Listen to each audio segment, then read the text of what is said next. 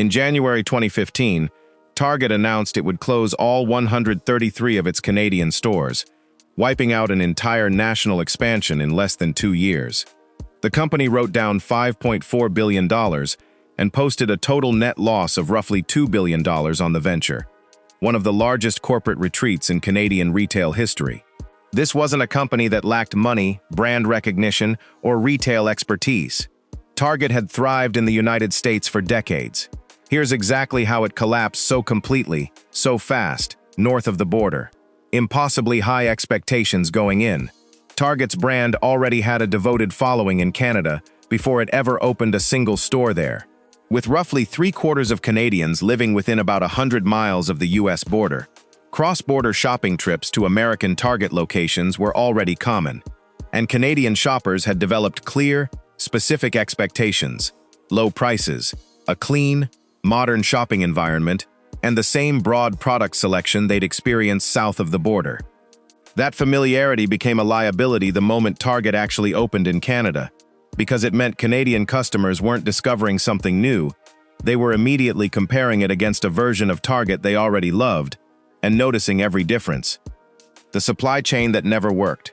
Target Canada opened 124 stores within its first 2 years, an extremely aggressive rollout pace, without ever successfully implementing a working inventory management system to support it.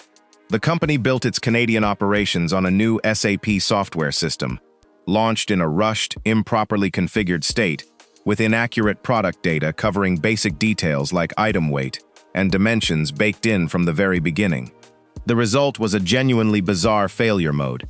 Warehouses sat full of inventory, while store shelves went empty, because the system couldn't reliably move products from one to the other.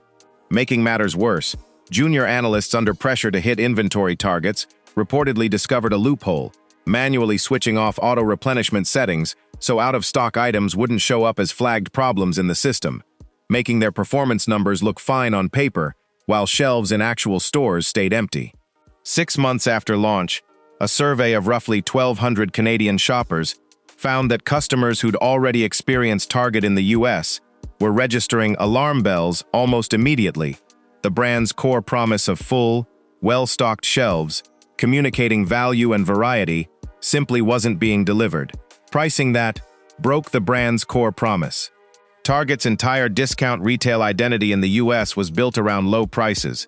In Canada, higher operating costs and import expenses meant many products carried a noticeable markup compared to identical items sold in American Target stores, sometimes for the exact same product, in the exact same packaging. For a company selling largely commodity items, toothpaste, socks, basic household goods, where the specific store you buy from ultimately matters more than any particular brand loyalty, breaking the fundamental value promise Canadians already associated with the Target name did lasting damage that store atmosphere and marketing couldn't offset. An underwhelming, narrower selection. Beyond pricing, Canadian Target stores stocked a noticeably narrower product assortment than their American counterparts, a direct consequence of the same broken supply chain and rushed rollout timeline.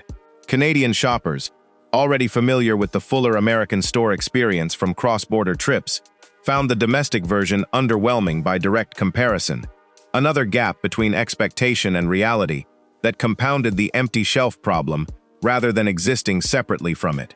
The real estate problem, hiding underneath. Much of Target Canada's rapid store rollout came from acquiring and converting former Zellers store locations, a struggling Canadian retail chain. Many of these buildings turned out to be poorly configured for Target-specific big-box layout requirements and were often situated in areas that didn't match the middle-class shopping demographic Target typically targets, a structural mismatch baked into the expansion from the very start, regardless of how well the supply chain might have otherwise performed. An impossible timeline from the beginning. Perhaps the deepest root cause sits above all the operational failures. Target reportedly gave its Canadian division an extremely compressed timeline, moving from essentially no concrete expansion plan to opening its first stores in roughly 50 months, while also staffing the effort with a relatively inexperienced leadership team unfamiliar with the specific complexities of Canadian retail, tax structures, and consumer behavior.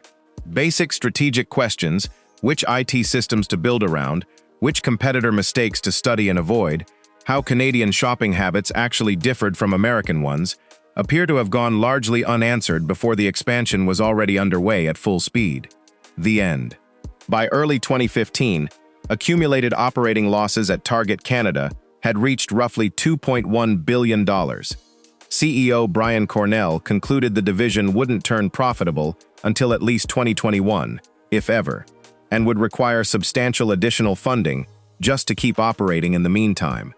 Rather than continue absorbing losses indefinitely, Target filed for creditor protection under Canada's Companies Creditors Arrangement Act, offering employees a 16-week compensation package, while many suppliers faced the prospect of unpaid invoices, and shut down all 133 stores entirely, redirecting its attention back towards smaller format U.S. urban stores and e-commerce instead.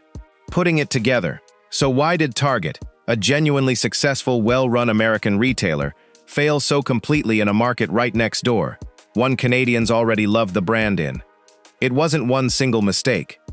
It was an impossibly compressed timeline, colliding with an inexperienced team, colliding with a rushed, broken supply chain system, colliding with pricing that broke the exact value promise the brand was famous for, colliding with converted real estate that never quite fit the format, all happening simultaneously, at scale, across 133 stores at once, with almost no room left to course-correct before the losses became unsustainable. Target didn't fail in Canada because Canadians didn't want Target. They wanted it badly enough to already be loyal cross-border customers. It failed because the actual execution, when it finally arrived, couldn't match the version of the brand Canadians had already fallen in love with from across the border. Subscribe to Faulty Blueprint, because every failure has a design behind it, and sometimes that design falls apart before the first customer ever walks through the door.